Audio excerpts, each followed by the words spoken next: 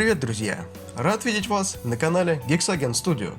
В данном ролике вы увидите процесс создания этих гаджетов, а также Android-приложение для управления ими. Все материалы, необходимые для повторения электронной части этого проекта, я оставлю в описании под видео. Я публикую эти файлы как есть. Вы можете повторить мой проект или использовать эти материалы в своих разработках.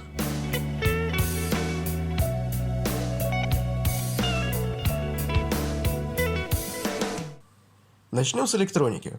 На плате установлено 6 светодиодных матриц 8 на 8 точек, размером 32 на 32 мм, 6 светодиодных драйверов MAX 7219, держатель батареи 2032, контроллер STM32F103, BLE-модуль HC08 и несколько других компонентов.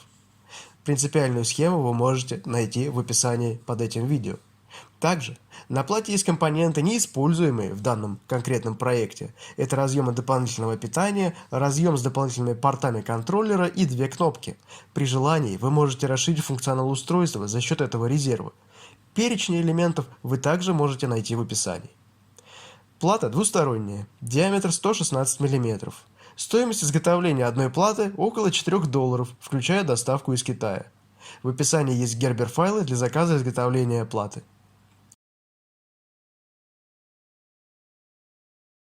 Вы можете заказать плату в Китае, как это сделал я, или где-то еще. Моя плата имеет черный цвет и белую шелкографию. Выглядит все это прелестно. У нас даже есть логотип. Что ж, теперь можно напаять компоненты.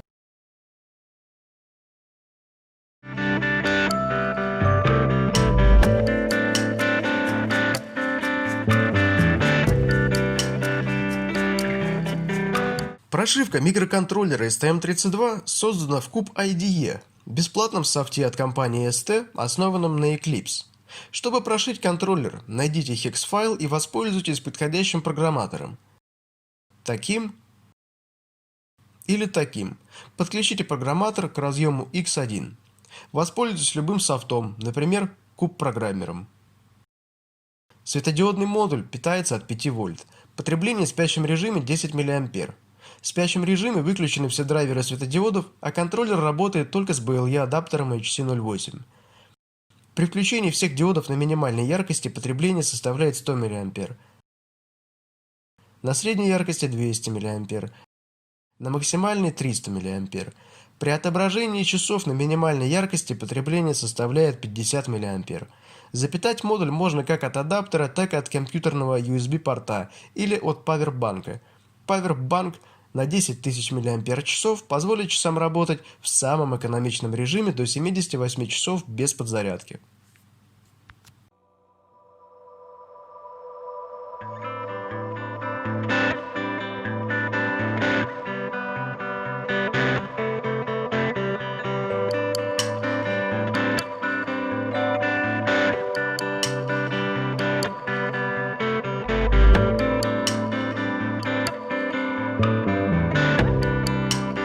Пора изготовить для наших часов моднейший корпус. У нас есть две миски из одного шведского магазина, акриловое стекло 3 мм с Алиэкспресса, гибкая трубка, стойки для печатных плат, тонировка для автомобиля, кабель питания, разъем питания и немного розовых проводов.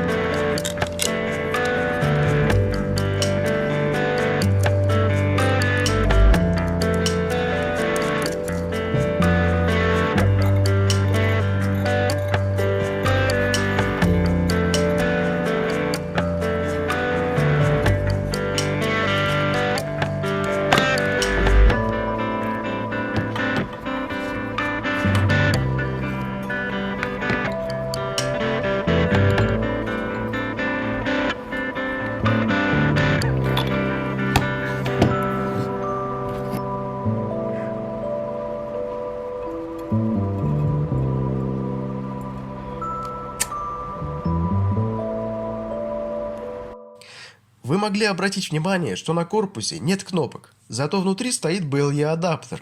Для управления часами необходим смартфон с неким приложением. Простейший вариант – использовать Bluetooth Serial Terminal и набор консольных команд. Пошлите в терминале H, чтобы увидеть список команд. Пошлите G с восклицательным знаком, чтобы получить статус часов и так далее. Это просто, но не очень эргономично. Я воспользовался MIT App Inventor, чтобы создать свое простейшее приложение на Android. MIT App Inventor бесплатен и позволяет работать как с интерфейсом, так и с самим приложением, путем соединения различных примитивов, как кусочков пазла. По сути, это приложение просто Bluetooth клиент и несколько кнопок. APK-файл приложения вы можете найти в описании. Найдите APK-файл, установите приложение на смартфон, запустите приложение G-Clock, нажмите Scan, затем Connect. Из списка выберите имя адаптера, установленного в часах. Имя адаптера можно изменить через консольную команду в Bluetooth Serial терминале. Когда кнопка Connect станет зеленой, мы сможем управлять часами. Менять визуализацию, яркость, настраивать время и дату. Более тонкие настройки можно сделать через Bluetooth Serial терминал.